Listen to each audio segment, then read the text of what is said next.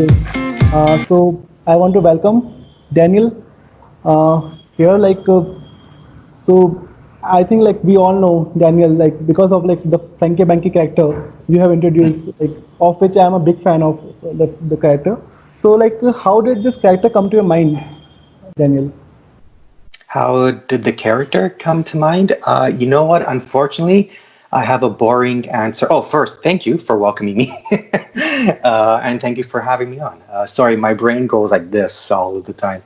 Unfortunately, I have a boring answer of how Frankie Banky came to be. Um, I guess it would start sometime in the 1990s when the internet first came to be, or a few years later, and if you, I'm not sure how young you are, if you're even born at that time, but in the early days of the internet, of the web, when e-commerce was all the rage, which is now all the rage thanks to COVID, but yeah, so well, still have a friend over in Europe um, who asked me to design a cartoon character for a shopping website he was going to start up. And he wanted a fox character. And unfortunately, I had such a hard time drawing a fox. I couldn't design a fox. But his project didn't end up happening. Um, but for a few years, I kept up with the challenge. I have to draw this fox character. I have to draw a fox character. Had the toughest time. And then one night, I'm just doodling, drawing, and okay, let me give this fox character a try again. And poof, he just came out of nowhere. I wanted to do something different, tried it, and he's like, hey, that's awesome. So that's how Frankie Banks. So that's part one of my answer. Part two, so after I started my podcast back in 2007, um, no, there were comics that I drew, um, but I wanted something more established, more official. And then I went back to this Fox character that I drew. I thought, you know what? I can picture him being the stuttering fox, character for my comics. And that's pretty much how he was born. The only thing is I didn't have a name for him. And so like the design, it was a hard time for me to find a name. I thought Francis. I thought, Francis Fox. I'm sure that's been done before. I Hmm. thought Fizz at one point, which makes no sense. Nothing really jumped out until one night, um, my niece, who was 3 years old at the time, I believe she was three, and she was learning rhyming words in school.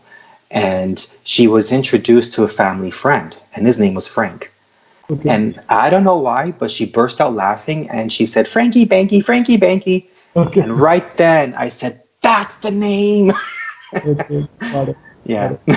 Okay. So why is it a fox? Like not a tiger or not like elephant or something else? Why it's only a Yeah. fox? Yeah. It's an excellent question. Why is a fox?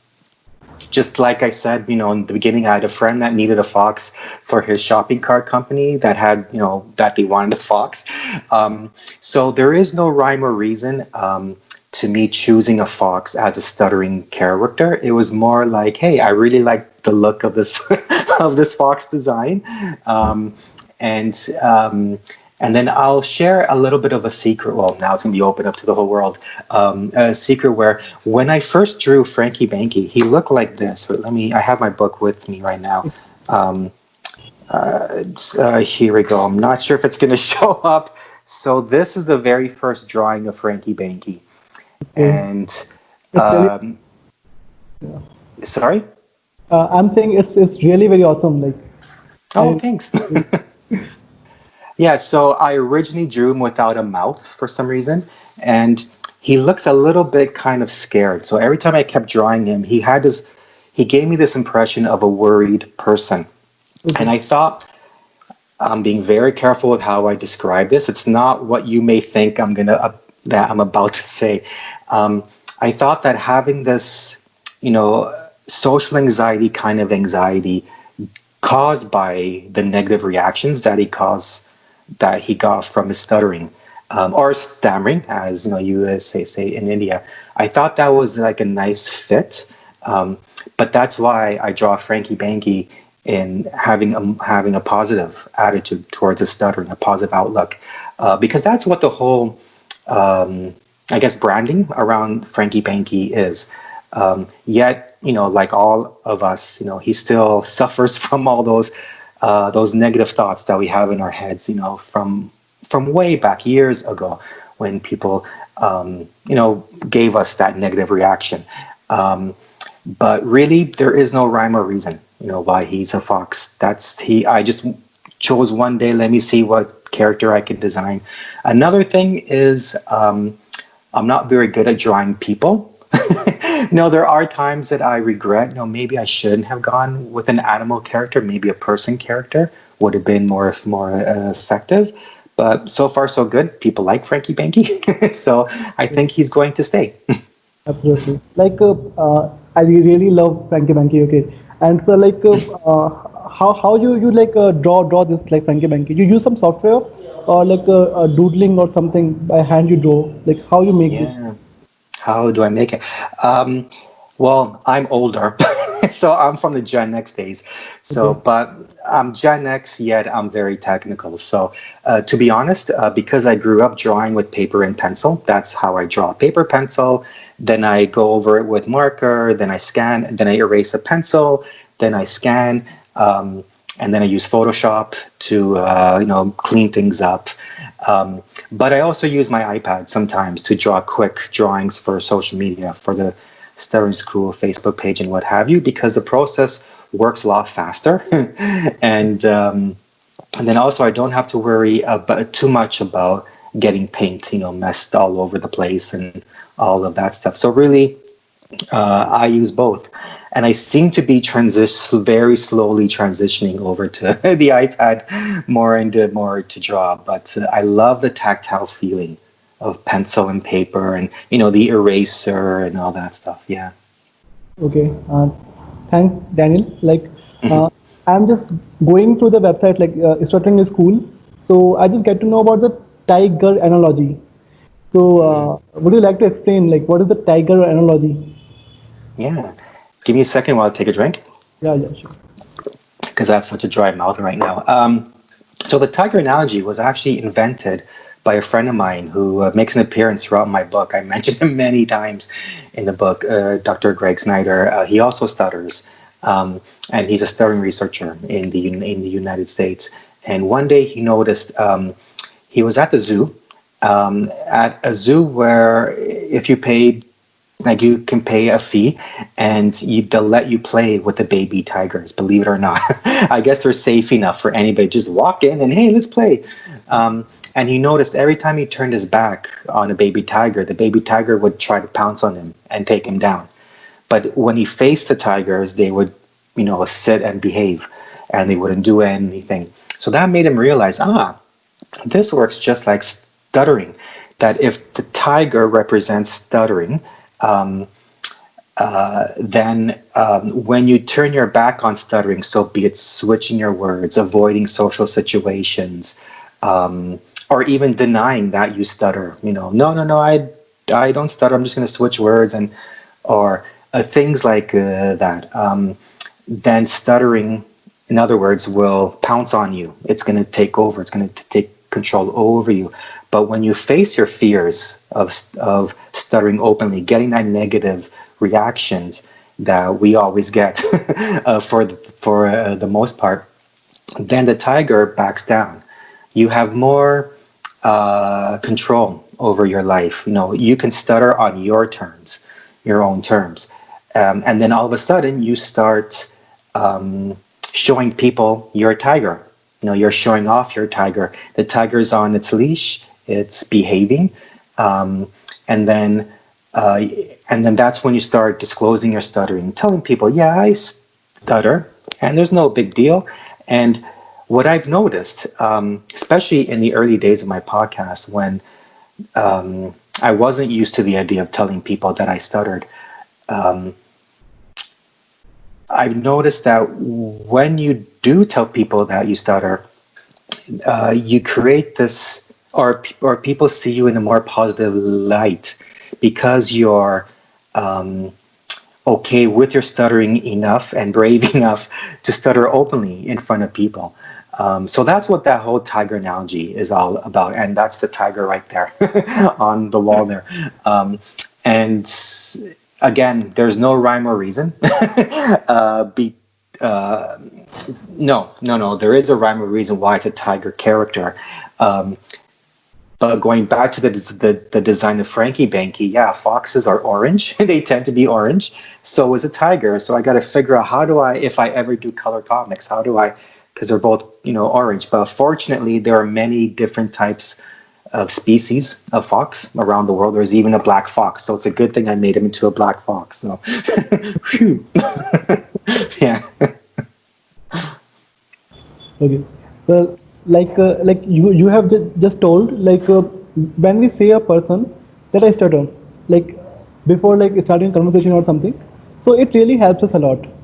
I too did it when we use the batches, in pizza we are having a batches, a stammer with love and all. So like I too feel like this thing really helps. So I too agree with you on this. Like to telling a person, it really helps us a lot. Okay. Yeah.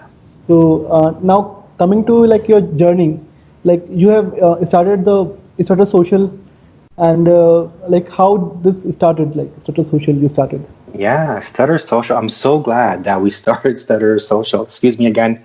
Yeah, yeah, This is so embarrassing. Um, yeah, Stutter Social started in 2011. Long story short, um, I was at the National Stuttering Association conference in the United States, and I made a new friend there, David Resnick. We both shared the same experience, history, interest in digital technology, even the professional history, the professional work that we do in digital technology. And he already had a conversation with somebody else, Dr. Mitch Trishon. So the reason why I mention these names because we're the co-founders. So Mitch, he also stutters. His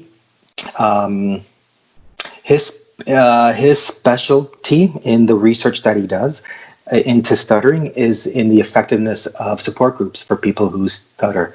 So him and David, they were having this conversation and about wouldn't it be great to continue the conference feel after the conference. So from Mitch's point of view, it was group video chats would be a great thing for us to have because we don't have to physically go to a place over here where we have snowstorms. It's difficult to drive in a snowstorm. I guess in India you have the rainy season, I believe. So maybe it's the same kind of thing. yeah, Or absolutely. if there is no support group in your area, right?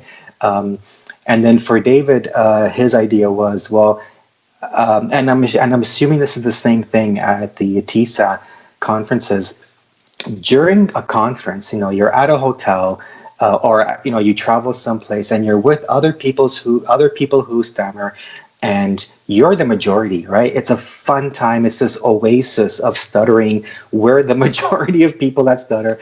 Um, and then once you leave, you go back to the real world. It's kind of depressing, And I've noticed that with other types of conferences, non-stuttering, where after a conference, everyone's depressed because they were having such a fun time.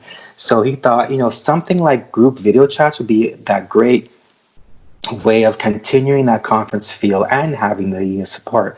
And this was 2011, and it was right after Google Plus launched. Yeah. And so we thought, okay, let's give it a try. And in fact, we first tried it with Skype group calls, and then we thought, hey, let's try with Google Plus. And the rest is history. It took off like a shot. And it's great to see other organizations doing the same thing, especially now during COVID, where you saw an explosion of Zoom chats and all that stuff. So it's good to see that. Yeah, absolutely. Like I too believe like the idea is really really good because I too just joined the TISA. So in my area there was no self-help group. So what I also started doing a hangout call. So this idea really like helping all over the world. So I want to especially thank you for starting this such a social. It's like a inspiration for everyone.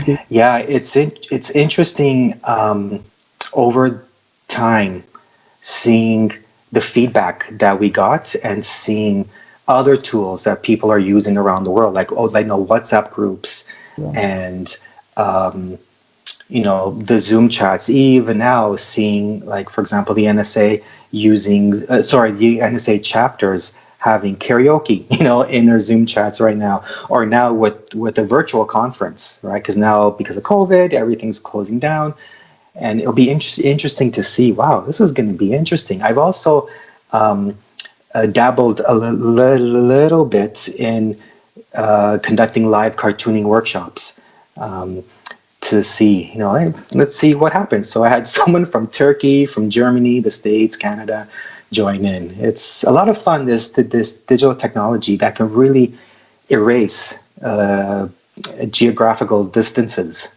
And Absolutely. it was really cool in some Stutter socials where it's nighttime where I am, but I could see the sunrise in someone's window, like as it rises. It's very, very cool. So, yeah.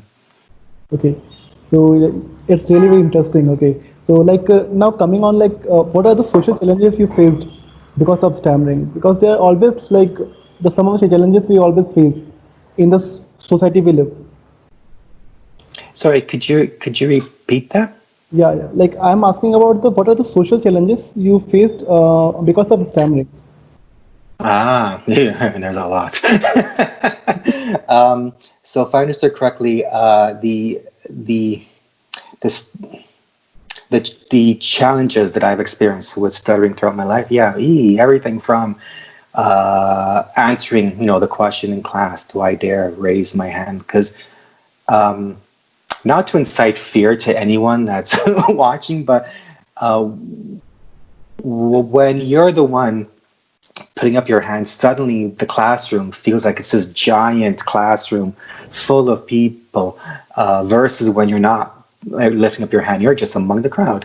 Um, Other challenges, yeah, or during food, it's that fear of judgment from others, even though I don't know them, and that stuff sticks. Like despite the fact that, yeah, I've written a book about, excuse me, about, hey, desensitize yourself, how to desensitize from all this stuff.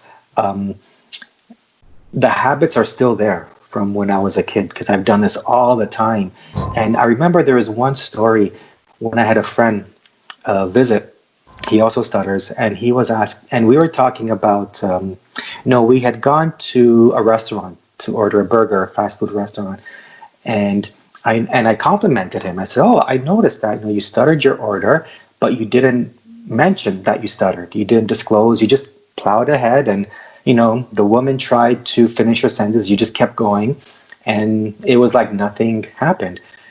And he said, and he asked me then why. No, he said something like, "I feel like I don't need to disclose. I just stutter. That's just what I do. I don't need." And that really lit a light bulb in my head, going, "Holy crap, he's right!" And that's when I realized, wow, I'm really like I still fear the judgment of perfect strangers. Um, let's see what else. Other challenges would be conference calls at work because they can't see me, doing my secondaries and all that stuff. So those fun moments where you're like, let me see if I could do this. So I'm in a room full of people. I'm the one chairing the conference call. Half the people I didn't mention that I stuttered. I didn't formally tell them that I stuttered. And bunch of people on a call. I'm like, okay, just so you know, I speak with a stutter. It's not that the conference call hung up, but things like that. Other challenges, it's mostly the typical stuff. Uh, I would have to say when I'm speaking with people of authority, a lot of times, because and what I mean is like on the job, for example, because I need to know that they know that they could trust me. And because of all the misconceptions about stammering, it's like, oh, he's nervous, he's worried, he's a weak character, right? So I always try to slip in a relevant disclosure of my stuttering. So that's a challenge in itself, like how to do it so gracefully with a smile, not make the other person feel uncomfortable. Oh no, did I make Dan feel uncomfortable? things like that. Yeah. So stuttering, yeah. So like a baby tiger that's very mischievous and very unpredictable. Stuttering is unpredictable. Absolutely. Absolutely, it's Yeah. unpredictable. Like, what make it cool for you? Like, as you like say, the stuttering is cool. So, what make the stuttering cooler? Yeah. What makes it cool is the fact that number one, I'm not the only one. There are millions of others who stammer around the Absolutely. world. Number two, like I've mentioned earlier, I've learned that when you mention that you stutter, um, the look in people's eyes, oh, wow, you're so, like I was told, you're so brave, you're so awesome, you're so courageous for, um, because what I'm assuming is happening is the person who's never stuttered before, they're thinking, wow, I don't even think I could go walk around outside if I stuttered. Um, and so they see us as, wow, we're so brave, this and this, and that feels good. Like that feels good. Now, mind you, um, what's not cool is the negative feedback that we get, the misconceptions about stuttering. Um, what's not cool is, the fact that it's very hard. It can be hard for those of us who stutter a lot, like with a higher volume to find a job. You never know. Did I not get the job because of my stammering, or did I not get the job because someone else just had more skills, than I did? Um, yeah. So that's what makes stuttering cool, especially, and going back to Stutter Social and the support groups, and associations like TISA and associations like the NSA, the CSA in Canada, the ABC. Um, it's that when you have that support group and you're sharing each other's experiences that are so common, like you grow up thinking I'm the only one that's coming up with all of these tricks to switch words, trick people into talking for us. I'm the only one that's being laughed at. I'm the only one that's feeling awkward or feeling inferior. But the reality is, when you meet others who stutter, you're like, whoa, it's not unique. It's you understand me. And Absolutely. that's what makes it cool. Because especially when you start encouraging each other, you start making jokes about stuttering with each other, and then you meet up in person, right? It's a big part. Like I've seen the pictures from the TISA meetups and the conferences. I'm like, I gotta go there. So that's what makes it cool. I know it's a very controversial thing to say. Stuttering is cool, uh, because I mean, really, it's not, right? But it's only because we're in a society that being different is looked down upon, yet praised at the same time. So I think that's where the coolness comes in. Like once you show the people that you're disclosing to that you're okay with their stuttering, um, then they're okay with it. Yeah. Yeah. Okay. Thanks, Daniel. I feel like the stuttering is cool because it gives us a chance to show the world the importance of patience, because like the world around us is not much patient.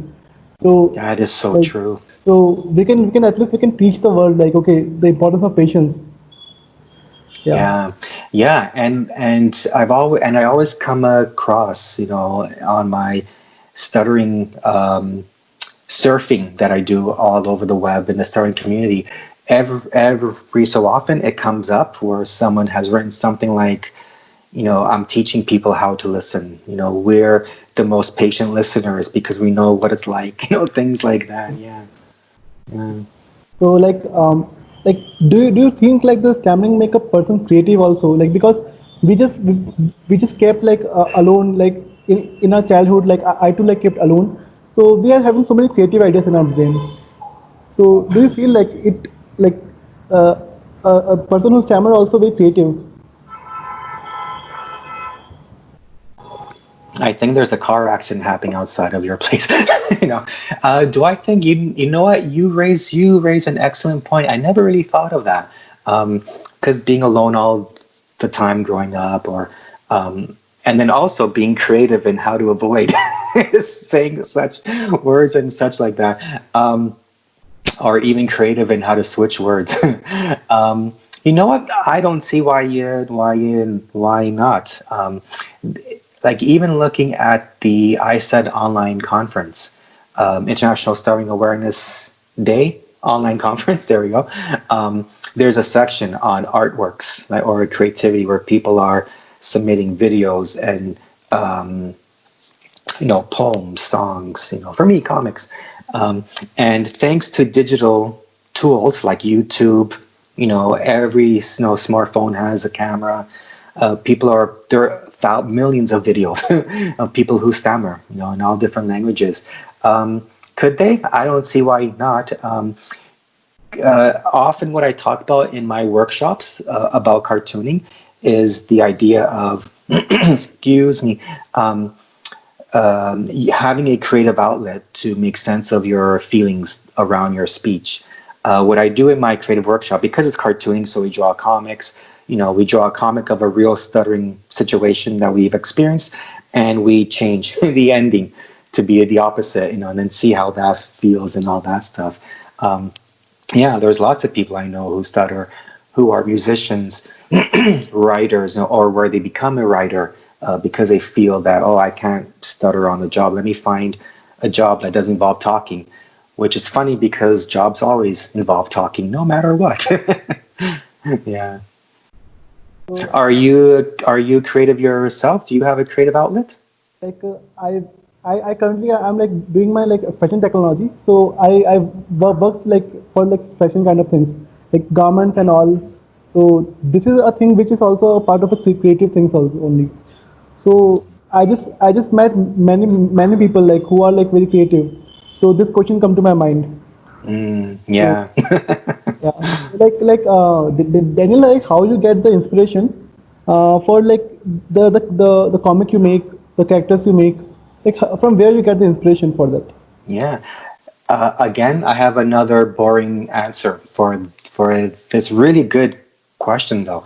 Where do I get it? It depends. I get it from many different places. So sometimes, believe it or not, an idea just pops in my head. I could be on a walk, taking a shower, whatever. Poof! Hey, that will make a funny story. A lot of my ideas come from my own experiences. So in my book, for example, there are some where I just, I change the ending to make it more funny. What else would there be? A lot of times I get even ideas from other places, like other comics, other movies, TV shows, what have you. And it would spark an idea. Hey, I wonder what would happen if that character stuttered. So I would take that situation, put Frankie Banky in it, and then see, excuse me, what goes on. A lot of times in the Frankie Banky comics, ideas come from other people's stuttering experiences or my own. Like the mask one. There's a comic I posted recently about stuttering while wearing a mask Absolutely. while grocery shopping. People can't tell that you're even trying to talk. So things like that. And then what I'm also working on now is a graphic novel, a Frankie Binky and Tiger graphic novel, where my aim is he just happens to stutter. A protagonist who happens to stutter. So we'll take any Marvel movie. Let's pretend Iron Man stuttered. What if he stuttered? So something where yeah. So really, my ideas come from so many different places, and that's typically how creativity seems to work. Um, you can get ideas from walking out in nature. You see like a rabbit hop around, and it gives you an idea. Hey, what if the rabbit slammed himself into the tree? That would be hilarious if I drew a comic, and or he Yes, yes. slams into the tree, and then his stammering ends. For a day. What would happen? Things like that. Yeah. Okay. Thanks for Daniel for sharing this. Like I'm also like waiting for that book which you're making. Like okay. So Oh, it's gonna be a while. It's gonna be a while. It's gonna be a while because that plot keeps getting longer and longer. I'm like, oh boy, you gotta keep it short. Yeah. okay. So like in TISA, we just usually talk about the acceptance, like the acceptance of stammering. So like, what are your opinion about the acceptance? Yeah. Acceptance is the greatest thing to ever happen to me. One of the greatest things to happen. Because What happened to me was in 2007. So I started my podcast 2000 in November of that year, and before that, um, so I'd say September. So before September in that year, actually, since I was born, up until September 2007. Um, when I always thought stuttering was bad, something to hide, something to be ashamed about. When I learned from thanks to the internet, again, did digital tools and support systems and all that stuff, hearing from others who stutter saying, um, I I just tell people that I stutter. Like that idea alone blew my mind. It made me go, what? You could tell people that you stutter? Um, I was learning about uh, people who have friends who stutter, like people who stutter with friends who stutter. And I'm like, what? That's what I needed. Because the year before, I had been searching for speech therapy again. Okay. And I thought, but something stopped me. I'm like, but I need something more. I don't know what it is. And it seemed a little strange. And it was that I needed that support system. Um, and yeah, and so acceptance, I know, is a very controversial word um, because it has two different meanings, right? Or two different interpretations. It could be interpreted as, fine, I accept that I'm stuttering, take over my life. I'm not even going to bother to try. Or it could mean stuttering is just something that I do, whatever. Like it could be a weight problem, it could be a height problem, it could be another, like it could be a health issue that I have, like a chronic health issue, or it could be something else. Stuttering just happens to be my thing. I'm not going to let it stop me just because I stutter. I just stutter, dude. It's fine. Don't worry. True. And and it opens up conversations. Oh yeah, I have a brother who stuttered when he was a kid. He used to put pebbles in his rocks. Don't do that. You're gonna swallow Absolutely. them, then you'll choke. Things like that. And what I've learned in just simply accepting it, your life gets better, right? Because you're happier. You're Yes. not bothered. Like you have more space in your head to be bothered about other stuff, versus something that really you only have a limited amount of control over. Yes. There is something, I was listening to a podcast, nothing to do with stuttering. They were talking about ACT, acceptance commitment therapy. Um, and they were interviewing the guy who invented it, and he was saying, even in psychology circles, the term acceptance has its misinterpretations. And he was saying the exact same thing. Some people see it as resignation, other people see it as bring it on. I'm gonna face my fears, right? So that's what accepting. Yeah, we just gotta find another word for it. For years, I've been trying to find that other word. Just can't find it. So I think I could just say for now, okay with it. you know, Absolutely. be Yes. okay with it instead of stuttering. Absolutely. Yeah. That's what we say. Like it's okay to stammer because like we are not doing like any crime or something. We are just stammering, and it's not a crime. So, Yeah, yeah. yeah. And could you imagine if it was a crime? Then by all means hide it. Okay. So like you might also feel like sometimes it's very difficult to aware people. Like we try like to aware people about stammering and all, but like the people like always see it as a negative thing. It's Mm, like how like what you think like how we can aware the people like no like it's mm, nothing bad in stammering. yeah. Um, Going back to creativity and back to digital tools that anybody can use, right? To a certain degree. I don't know how people can use Snapchat, but we all have the ability, like it's up to us who stammer, to spread awareness because no one's going to do it for us because we're the experts in what it feels like to stutter. We're the experts in what it feels like when someone's making the faces or they're trying to finish our sentences, things like that. So, and we're the ones that are passionate in that. There are people who don't stutter that would help us, sure, but for the most part, it's us. And what I enjoy seeing are people that get outside of the stuttering world or the stuttering fishbowl that I call it, and into the world to spread awareness. Be it like there's a festival going on, And you know how they have booths all over the place? So here's a booth. It's like an NSA booth. Here it's a TISA booth or a BSA booth. Um, Everything from, you tell your family and friends, to a plan that I have with my Stuttering School book. I'm planning, my plan with my book, the next book, the graphic novel that I'm writing, is more out of awareness, to spread awareness, take him out of the stuttering fishbowl into the world of, hey, here's a character who stutters. He just happens to stutter, but he's competent. He's a leader. He solves mysteries, whatever. Um, so I'm looking at creating a frankiebanky.com website for the rest of the world.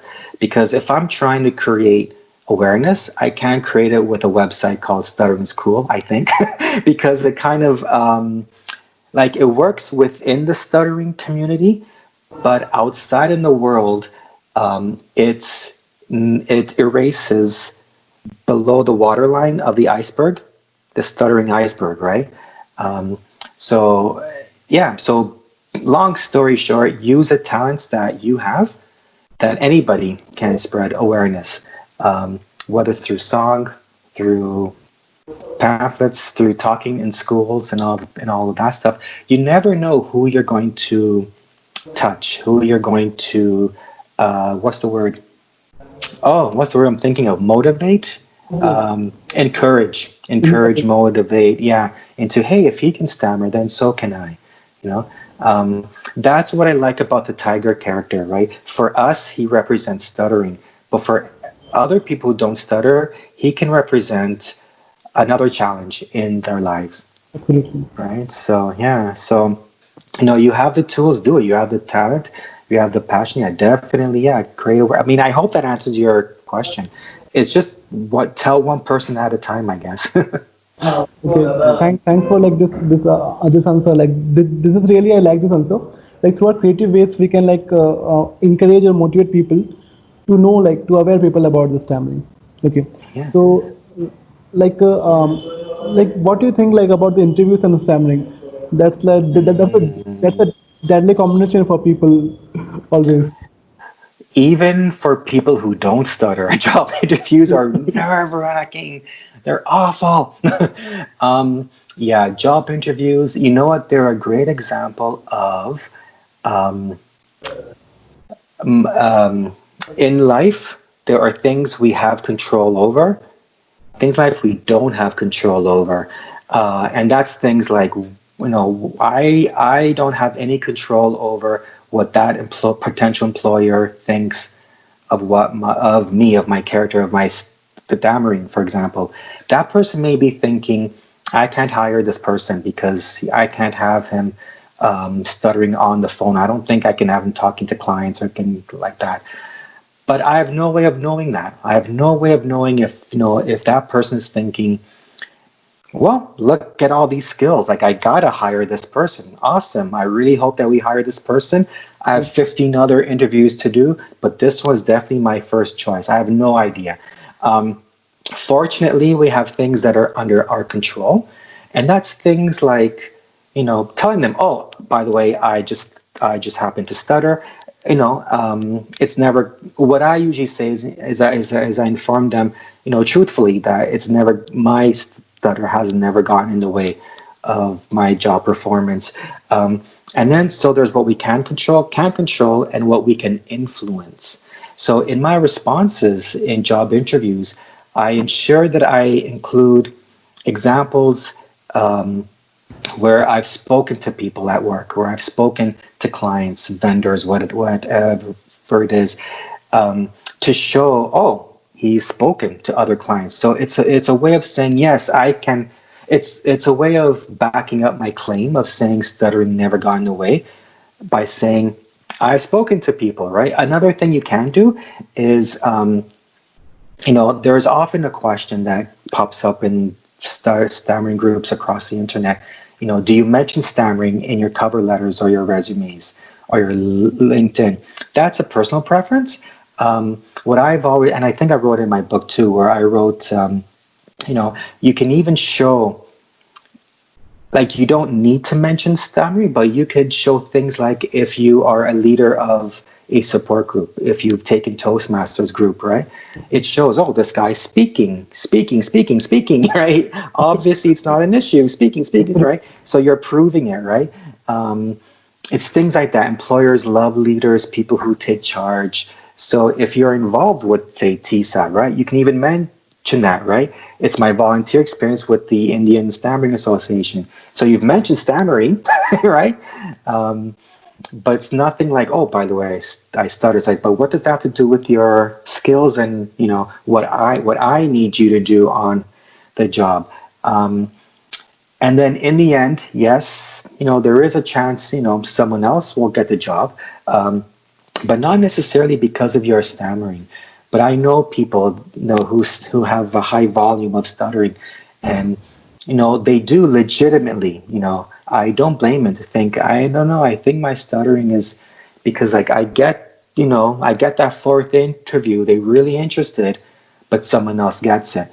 The thing is to be aware that I know many people who don't stutter, the exact same thing. They get that fourth interview, they don't get the job. Another like 30 interviews later, like job interviews, separate places, they're getting the second, third, fourth interview, they don't get the job. So it's not necessarily maybe, right? Because we never know, right? Unless they flat out, in a job interview, and they would say, "No, has your stuttering ever?" Now, in some countries, it's illegal to ask that, but should it come up, here is your chance to say, yeah, I know that, it may appear, maybe you don't say it that way. You can say, no, it's never gone in the way a lot of people have been patient with me. And I just explain, here's what I do. And yeah, and unfortunately, it's tailored to the individual. So I can't give you a formula because it's all down to your comfort level, of what to do. In the beginning, yeah, I tried different tactics, not disclosing in a job interview, disclosing in a job interview, um, and all that stuff. So it all depends on what you're most comfortable with. That's the important factor because everyone's nervous in a job interview, and we know how nerves can fuel stuttering, right?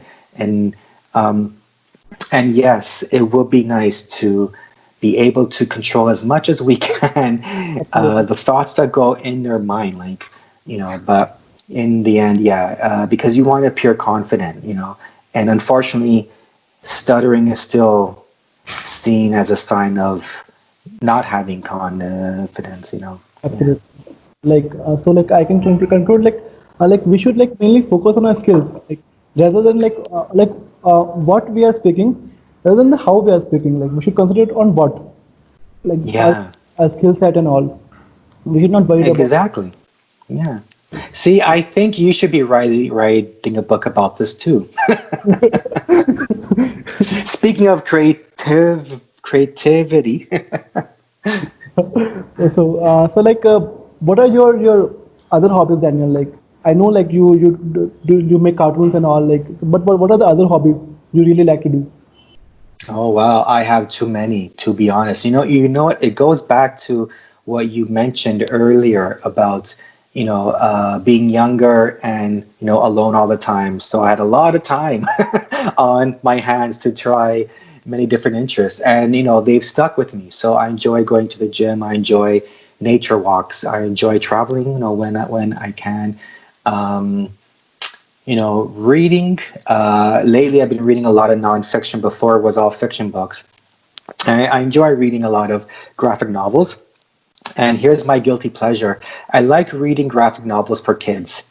They're a lot more fun and uplifting than the ones for adults because they tend to be darker because they talk about people's horrible experiences, right? And so, yeah. What else do I enjoy doing? Oh, listening to music, listening to public broadcasters from around the world to get a different perspective from over here, from the North American perspective. Yeah, there's a ton of stuff that I do, which is partially why it's taking a long time for this book to be made. This next book. Yeah. Thanks for like sharing your hobbies. Like I will ask from Dhruv. Dhruv, do you want to ask something from Daniel? Hi guys. Hello. I've been listening to the conversation. So, what one kind of I guess personal comment to have, and I guess a question that you could sort of address perhaps is Mhm. for myself, and I've seen this with other people as well. That I think so. When I first heard about acceptance, I loved it. I was like, wow, I accept that, like my stuttering, and it's fantastic. Um, and then I think for a while, but what happened then was I began to sort of like really accept my blocks, you know? Mm. Like I'm in this massive block, I'm putting my head down and stuff, but I'm like, like it's okay to stutter. So what I'm doing is okay. Yeah, Um, yeah. and I And think it's I'm, such a cool feeling, right? Like you're letting that stutter out. You're not forcing that energy back in, right? yeah, Yeah. Sorry. Go ahead. yeah, yeah, for sure. Like it's a fantastic feeling. And I think though, like, but then at the same time, I think where I am now, I kind of realize that like, so while of course it's okay to stutter, like I know that from the bottom of my heart, but then at the same time, I know that there's a way to stutter more easily, Hmm. and I'm kind of now like balancing that between, yeah, it's okay to stutter, and now how can I really get out my true stuttering? Because I think that my like behaviors that I've been doing, like putting my head down and sort of avoiding eye contact and all that stuff, like that's all other stuff that I've learned that's sort of not Hmm. really like maybe you've heard of the term clean stuttering. I don't know if you've heard that, Do you but mean what I've heard was graceful stuttering? Like, is that the same thing, like where you're stuttering gracefully? Yeah, there's another way of sure. putting it. Is that what you mean? So instead of this big train wreck out of control, it's more like okay, I'm in control. I'm just gonna let the stutter out. It's like the whole voluntary stuttering is one technique of doing that. Like using these speech tools, like to gain that more control over your mouth. You're not hiding the stuttering, but you're still letting it out. Like, is that what you mean? True. Yeah. So like that's kind of like I think kind of what I mean. But I think sometimes also like for me, I've kind of used some of these tools to further hide my stuttering. So for example, I've Ah, used like bouncing, for example, like bouncing or prolongation, or even like voluntary stuttering, to sort of still in a way suppress my real stuttering. And to be honest, I mhm. still don't know what my real stuttering is. Uh, Yeah, it's like I don't recognize it anymore. No. yeah. But like some moments when I'm just like trying like not to sort of just hide it all, and also just trying to be very aware of what's going on and not rush and just be Yeah. very mindful. I like feel myself sort of um, doing things that I know are not connected with my speaking. Like I was saying, like I'm closing Mm. my eyes, like that's not actually stuttering. It's like like you were saying, a secondary So feeling. it's not a secondary, or you're just saying, let me just look around, like look away so I can have my moment. What you're talking about really is something that I've had a conversation with an SLP recently, and he was saying, and we were talking about, we seem to have these two camps of stuttering thought on the internet, where it's like, it's, stutter openly. It is wrong to, to fear stuttering. It is wrong to hide your stuttering. Oh, you're covert. That's wrong. Then you have the other campus saying it is wrong to stutter openly. You must control your speech. Practice every day, and all that stuff. If you're accepting it, you have defeated, or you're defeated, right? And then my friend SP was saying there's no middle. No, he says nobody talks about the middle ground. There is a middle ground, and so what you're talking about is what I talked about earlier. Um, Back to that burger joint, that burger story, where it's like, oh, I'm still fearing the judgment of strangers, right? Um, we're human, right? And it's okay. So my SP friend was saying, it's okay to, you're not always going to be Mr. Superman that's going to, who's fearless, absolutely fearless with the stuttering. I mean, in my thinking, old habits die really hard, right, over the years, right? The world still doesn't understand stuttering, right? People understand wheelchairs because they could see it, but we still don't understand stutter, or not we, but, we still need the awareness, right? So there's still that fear, and it's okay. It's okay to go covert once in a while. It's okay if, I'm just not feeling it today. Um, I'm just gonna switch, right? You know, like it's funny how, we grew up, in the covert days, beating ourselves over the head. Oh, I stuttered, I stuttered, I stuttered. And then once we learn about acceptance, being open, being, overt about it, it's like, oh, I hid, I hid. There's no middle ground of, what? I forgive myself for that. I'm going to try next time, right? Um, and that's something that I've learned today, especially the last, I can't do the math in my head, X number of years since 2007, doing my podcast and now my book, where I find myself thinking, I cannot be covert because then I'm being a big hypocrite. So not only am I fearing the judgment of strangers, I'm fearing the judgment of, people that read my book, people, that like Frankie Pinky, which is a great way. It's another way of saying, I only answer to myself. Like if I'm going to be covert, then it's my own fault for doing it. But I forgot about the fact that I'm only human and you're human. Everybody is human, and it's okay to, once in a while, yeah, I'm gonna use these tools so I can control myself, because I'm speaking to this angry CEO who's demanding answers now, right? He doesn't want, to sit and wait because nobody has patience anymore. Yeah, those situations, I'll switch, I'll hide, I'll whatever, just get off my back, right? Or here's the answer you need. Other situations, hey, I just bought a boat the other day, or whatever, the water cooler. Um, I would say as long as you're fully mindful, right, of why you're hiding in that moment, take those little steps out of the comfort zone. You know what? I'm not going to use a speech tool while or clean stuttering is not necessarily covert stuttering. It's not necessary. I mean, I know there's that fine line between. I had a conversation with somebody else saying, how she was feeling that acceptance is another way of saying no. If she wants to use speech tools, it's another way of saying stuttering is bad. So how could she say that she accepted her stuttering? It's quite the mind bend, right? Quite the philosophical conversation, which I don't have the answers to, right? But I think we're never fearless. Like, I mean, soldiers are never like, I'm just going to walk into a war zone. I don't care. That doesn't happen, right?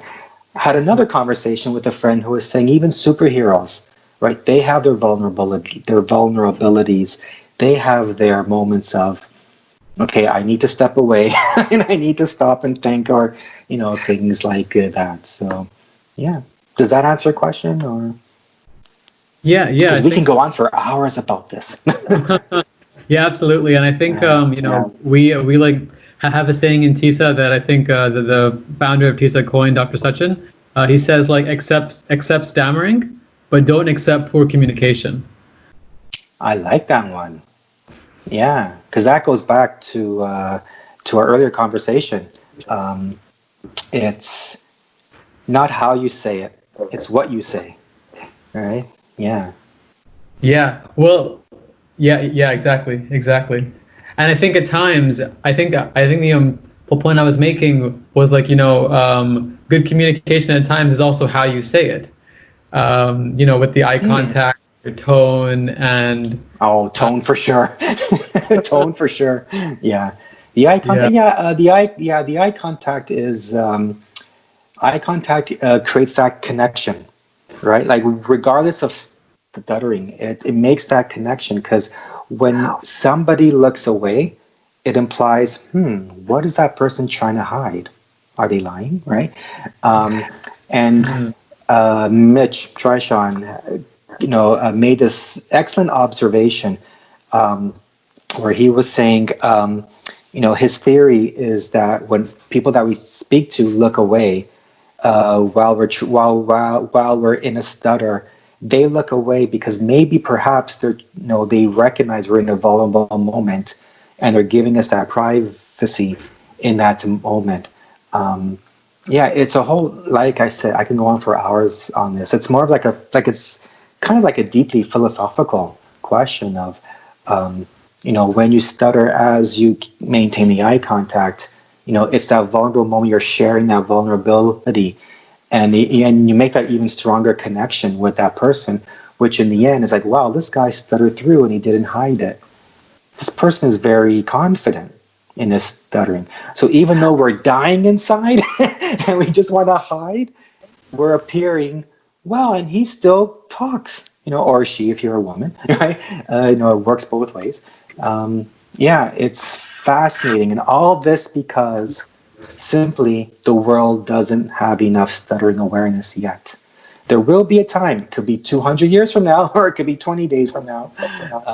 Until that day happens, then we're struggling with all this stuff. We're wrestling with this idea of I am accepting, I'm using speech tools, but have I used speech tools because I'm fearing judgment, or am I using speech tools or or communication techniques such as disclosing the stuttering? Because I just want to explain why I'm talking like this. Or fascinating to me. Yeah. Me too. I think it's fascinating. I think we can talk about this for hours. So I think I'll invite Bhupendra back. I don't know if I'm sure you're still. I'm sure you're still here. But I think if you wanna, I don't know if you have any final questions or anything else that you wanted to discuss. Hello? Yeah. Hello. Yeah. I think like my camera like having some issue. I think I can't able to see. Okay, it's fine. It's fine. So like that's all question like I want to ask from Daniel. Uh, I think the camera is having some issue. Okay, now it's fine. Now okay. Here we go. Hello, welcome back. So I wanted to thank that Daniel for like to come here and share your like views and everything. Like it's really like very informative for me, and like I just still remember your comments. Like when I was like in my 12th class and all, I usually like go through your comments whenever I just get depressed now. I just feel like the okay Oh like wow. the Daniel made something like he's showing that the one fox is showing it's very cool like I Oh just wow. some comics so that gives me like a okay so I can still like speak it's a cooler thing I shouldn't be worried about it much so I want to thank you a lot Yeah. for this like to Oh wow, like thank you. and like after like watching this turning a cooler on all now finally I understood okay like this one more way to think about this timing okay it can be cooler also I always get depressed and all after this all but I Yeah. Yeah, it's tough. It's tough. Yeah, just what I was saying with to Ruv. Um, as long as we can forgive ourselves for being human, right? Like there's nothing wrong with being sad or fearful, scared, or angry at your stuttering, or even saying, "Ah, I stuttered," right? As long um, as long as you can forgive yourself, right? You have that self love, right? Because we would never think the same thing of somebody else. That would say, "Oh, I stuttered that order." Oh, you say it's okay. Don't worry about it. Next time you'll try not stuttering. But for us, we're our worst critics. We're our harshest critics, right? So, but thank you for having me here. It was a lot of fun to be asked about, the origins of Frankie Banky, his origin story. So, and Tiger too. thank you so much Daniel thank you for joining thanks Dhruv Thank you. for Thank joining us you. here. Yeah. Yeah. So, Yeah. so It yeah. was great. Like seeing you again, Daniel, and of course You too. Yeah. Bhupendra. It's always good Like to hear. in the last, I just like asked Daniel to give one message to whoever is watching this, like a message to like a person who stammer. One message. Let me choose. No. One message.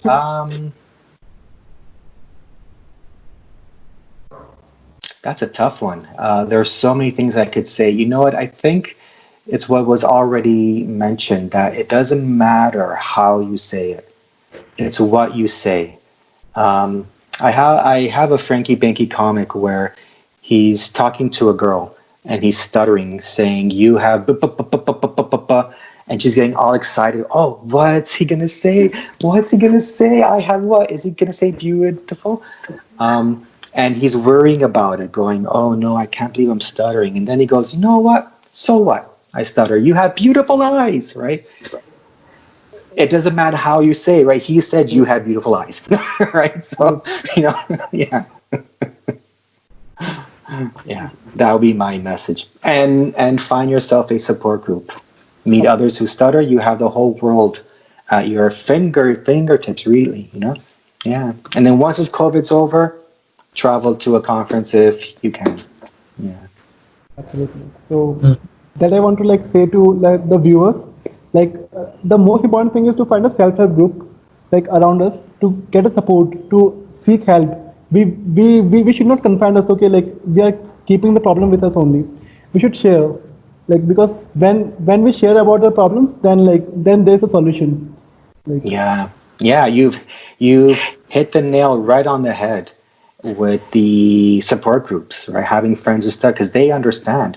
So if you don't share it, right, you're not going to learn from each other, or because you never know who else you're going to inspire. Because all this came really from having spoken to others who stuttered, right? So, and now I'm learning from you guys and from everybody else around the world. It's awesome. That's why stuttering is cool. Dhruv, Yes. Dhruv, do you want to give one message? Um, I, I think you guys covered it. But I'll just sort of re-emphasize that it's really okay to stutter, and lots of people do it around the world, like we see. We're not the only ones. Canada, yeah. So, smile, stutter. Oh, and there's a great like saying that we say in Tisa. It's "haklao magar pyar se," which means stammer, but with love. Oh, I like that one. So Oh it's a nice. wow, nice. You guys have the best sayings. Tisa is, the leader in phrases about stammering. So good job. Nice, nice. A stammer, but with love. I really like that. Mm. Yeah. So thanks for joining.